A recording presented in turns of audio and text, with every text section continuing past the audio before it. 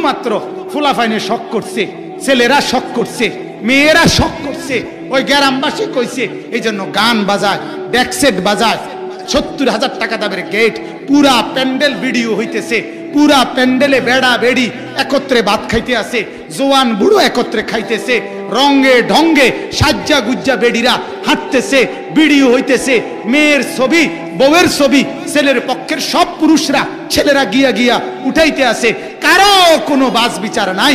পুরা বিয়াটার মধ্যে ইসলাম কোথায়, মুসলমানের চিহ্ন কোথায়, নবীর সুন্নত কোথায়, এটা ম্যাগনিফাইং গ্লাস, আতশী গাছ কিংবা মাইক্রোস্কোপ যন্ত্র দিয়েও খুঁজে পাওয়া যাবে না।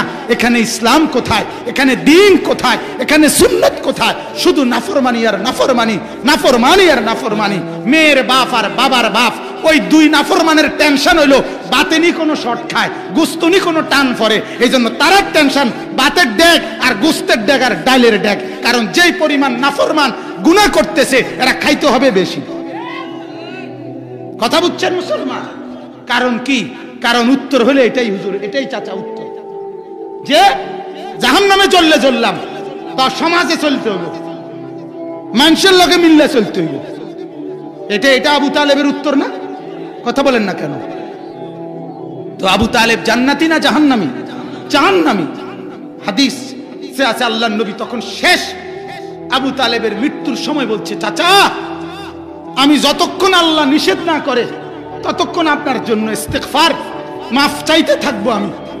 আবু তালেব মারা গেছে, নবী কাঁদতেছে, তখনও আল্লাহর কাছে মাফ চাইতেছে, তখন আল্লাহ নিষেধ করছে, মা কানা লিন নবিয়্যি ওয়াল্লাযীনা আমানু আন ইস্তাগফিরু লিল মুশরিকিন ওয়ালাউ কানু উলি কুরবা।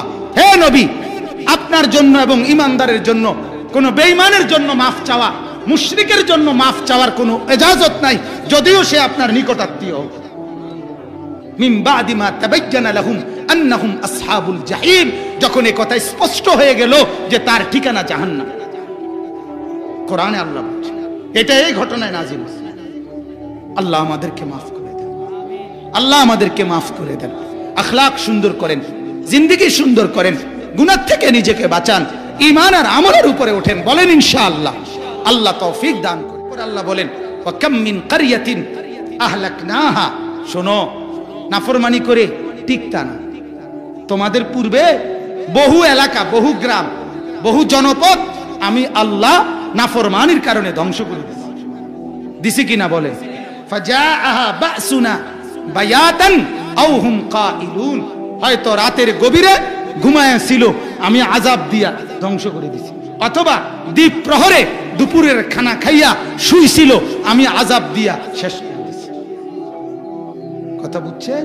কোরআনের আয়াত, ফামা কানা দাওয়াহুম ইদ জাআহুম বাসুনা ইল্লা আন ক্বালু ইন্না কুন্না যালিমিন।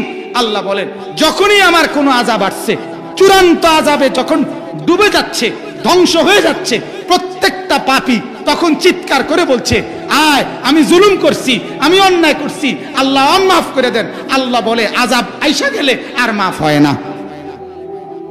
শেষ, কথাও শেষ না, আর দরকার নেই। ফেরাউনও শেষ। ফেরাউন আপনার শেষ যখন ডুববে যায়, কাব্বানি শেষ।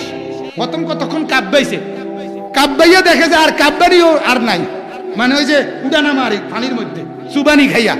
এরপরে যখন দেখছে আর বুঝছে আর আশা নাই, তখন বলতে লাগছিল যে আমি মুসার খোদার উপরে কি আনতেছি?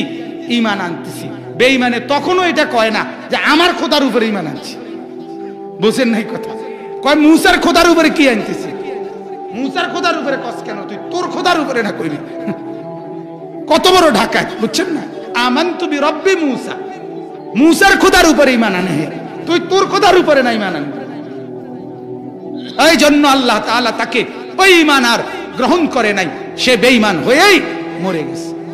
আর নাফরমানের বুদ্ধি কম থাকে, পাপ যখন বেড়ে যায় বুদ্ধি কমে যায়। নাহলে তে এটা চিন্তা করা দরকার ছিল, এত বড় একটা বাদশা তুই এটা ভাবা দরকার ছিল যে রাস্তা কেমনে হয়। এত বড় উত্তাল ঢেউয়ের মধ্যে আমি বরাদ্দ দিলাম না, তারপরে আমি কোনো কিছু স্যাংশন করলাম না, এনে কেমনে রাস্তা হয়ে গেল। তুই যে মুসা নবী পার হয়েছে দেখে তুইও বেরবেরাইয়া পার হয়ে গেলা, তুই মনে করছো তুই এটা রং। হ্যাঁ, তুমি এটা চিন্তা করা দরকার ছিল না।